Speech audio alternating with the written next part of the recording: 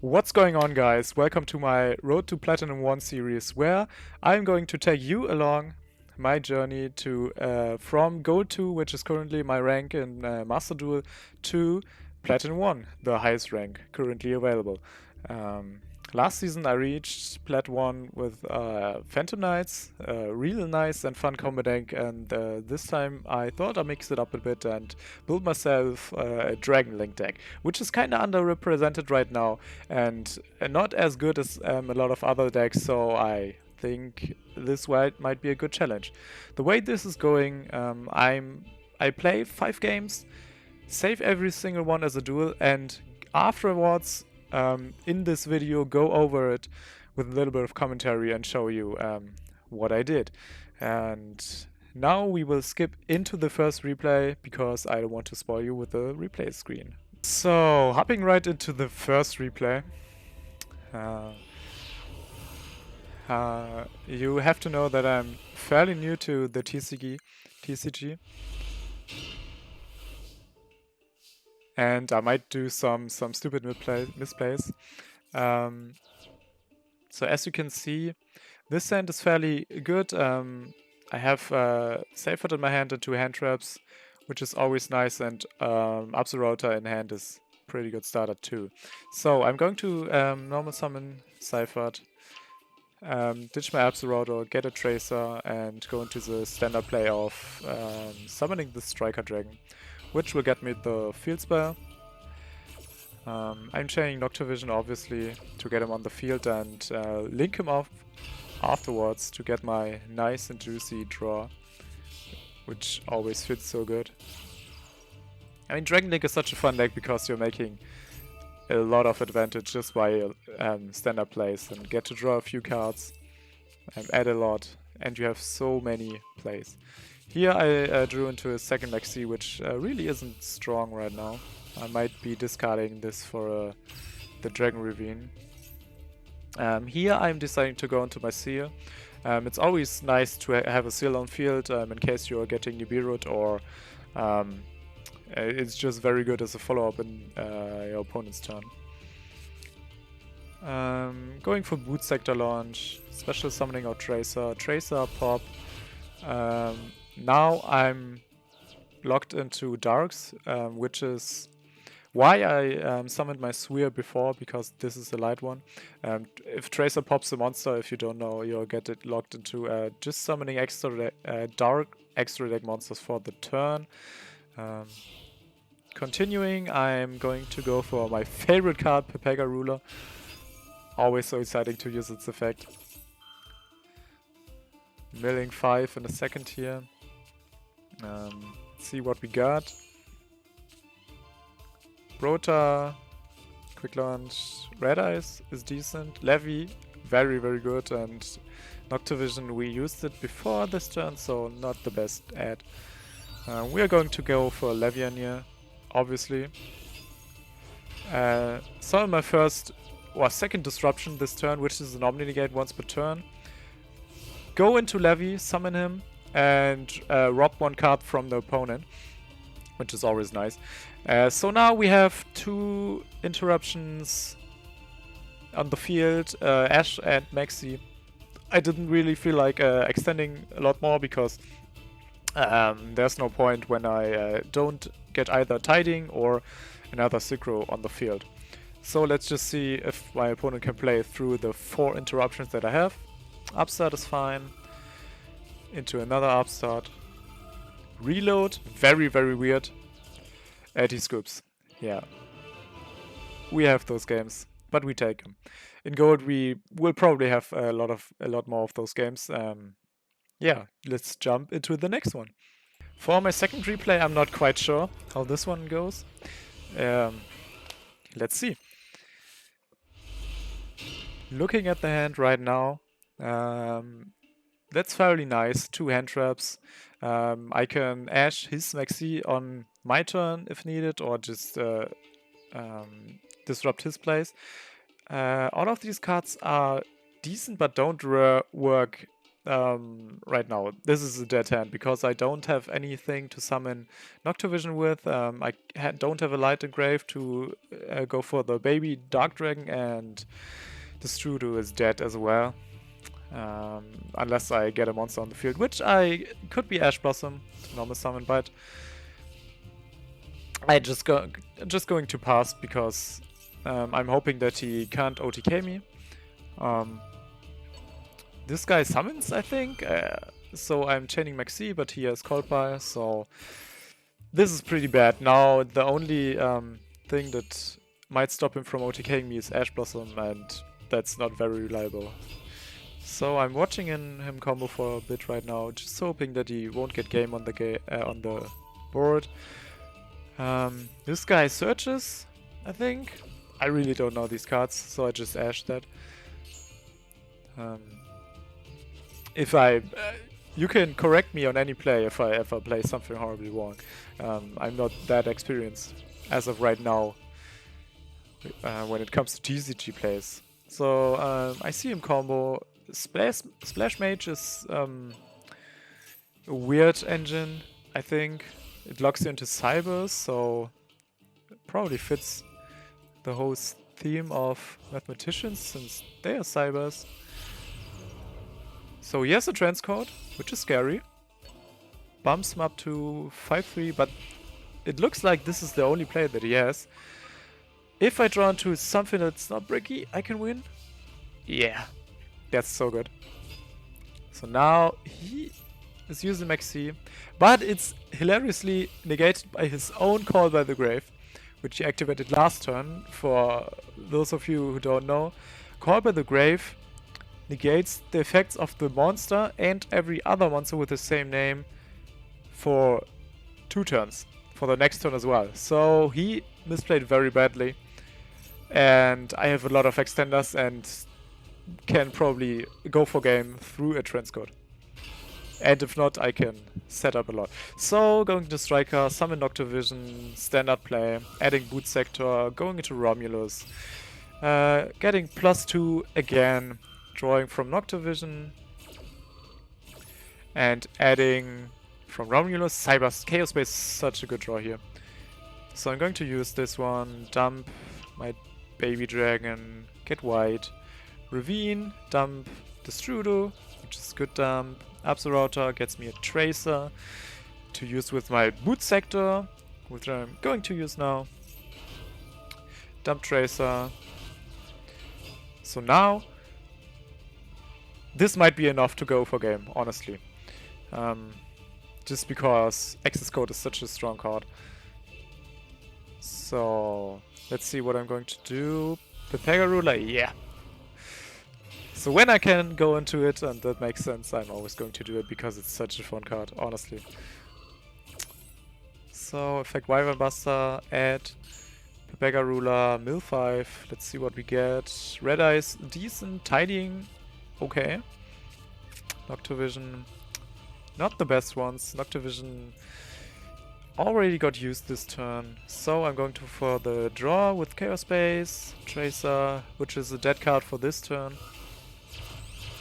Because I already Norman summoned and don't have a Boot Sector. Go to Unicorn, pitch the Accesscode, the Strudo. Here, this is where the Strudo comes in clutch, because otherwise I wouldn't have enough extenders to go for game.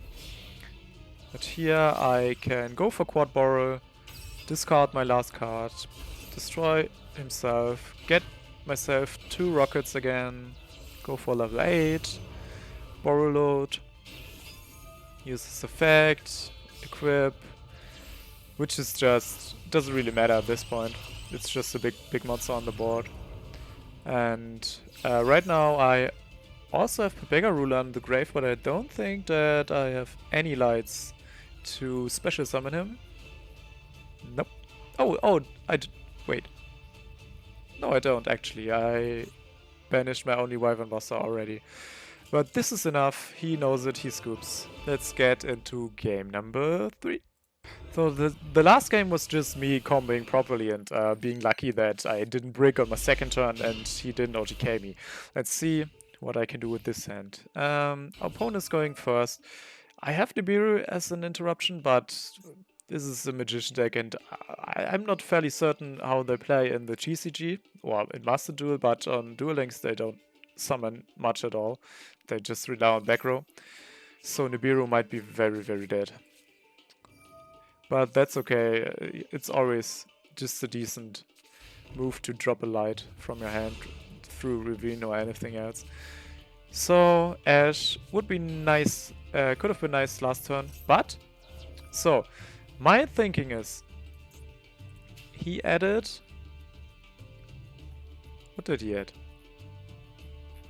Okay, he actually added the illusion magic through the circle, and what I know is that you have this combo where he has circle on the field, which activates his second effect. If a magician monster is summoned on his field, he can banish one of my cards, which would be a very, very annoying interruption. And he probably has one of these traps as a back row that lets him summon a magician from his hand and deck. So I'm going to Ash this one, so he doesn't have a magician in his hand. I mean, he has 2 spare cards, but I'm just hoping there are no magicians left in his hand. So Cypher, get me the baby dragon, which is always nice to have these. Quick launch to get into my striker dragons, and now the usual combo just proceeds. Grab Boot Sector, Romulus.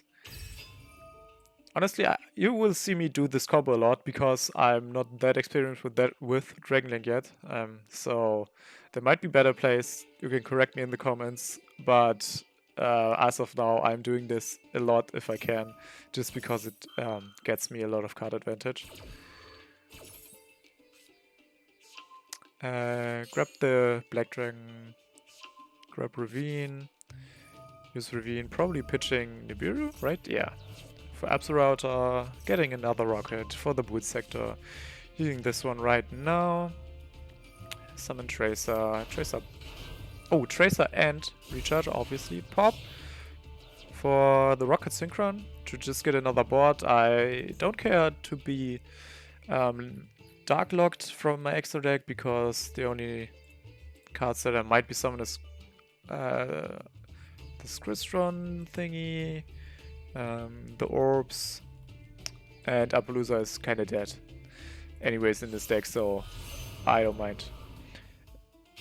So I just go for the rocket effect, Pepega Ruler, Mills, Chaos Space was already nice. I didn't use Noctovision, so I'm going to get Noctovision, yeah, always a good one. Go into level 9, or Red Dragon Archfiend Abyss, so now I can interrupt any of his back row, which would be a free +1, which is nice. Nightmare Unicorn. You go for Nightmare Unicorn a lot of the times if you go for game, because this thing climbs into an Accesscode. So this card, I don't really know what it does, but in this case I remember that it didn't do much, so I didn't bother negating with Hot Red. So he has only one back row left, which is practically game because I can negate that, and this is already game on board. And he knows that. Funny, like every second game is Accesscode, Big Bonzer, and Scoop. So now going onto the 4th replay, it is. So draw phase, standby phase, main phase. He's going to start first. Oh, I remember this one. This is against Phantom Knights, which is very scary if they get to set up on their first turn, and I only have Ash Interruption, which is very, very weak against Phantom Knights. So I just try to interrupt here on the Silent Boot so he doesn't get many more interruptions, like Fog Blades, or extend into his trap, which he can summon on his turn. Obviously, know this deck quite well because I played it a lot last season, so I know he can extend a lot. So as of right now, it seems like he might be going for the Rongo play, where he has a Rongo Synchro... Oh no, it's an Exceed monster with 5 materials, but for some reason he doesn't go for it. Maybe he's not playing it. But this is very, very odd to go into Raider's Knight first turn. Yeah. At this point I was wondering what he was going to do with it. So he uses its effect, rank up into Arc Rebellion, which honestly really isn't good first turn. So, and here he just ends his turn and doesn't really have anything. Arc Rebellion Dragon is nothing except the big monster. So yes, follow up obviously through Rusty if I don't kill it and the Taunt Scales. And this might be a blade, fog blade, which I'm pursuing right now. So this is very tricky because I have to... this is not an amazing hand. Droplet is basically dead because he doesn't have any monster interruptions. So I have to make sure that I play through the fog blade and build a board that outs this card. So we can extend further next turn and deals with one more. So I'm going to go for Chaos Space, hoping that there's no Ash. I was right. Oh no, I wasn't right. But he luckily didn't Chaos Space, Ash my Chaos Space, which might have been game at this point. But he's misplaying a lot. Still a good Ash on his part. I'm forced to go into Striker Dragon, removing my Destrudo, which feels very, very bad. But I have a few plays. Negate Striker Dragon. Okay, that's fine-ish, because I don't really have any Synchron Rockets in grave or in hand. So I extend with Black Dragon, go for Chaos Space, get a good draw, because I have yet to normal summon.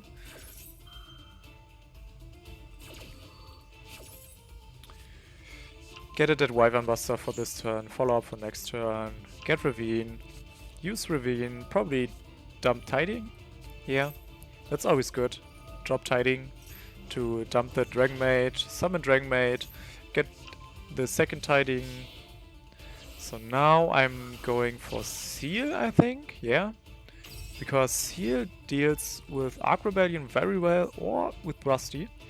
But I do have a normal summon left. Go for Tracer, pop Ravine, get the Recharger, summon Pepega Ruler. So this is where I kinda have to decide what I'm going for.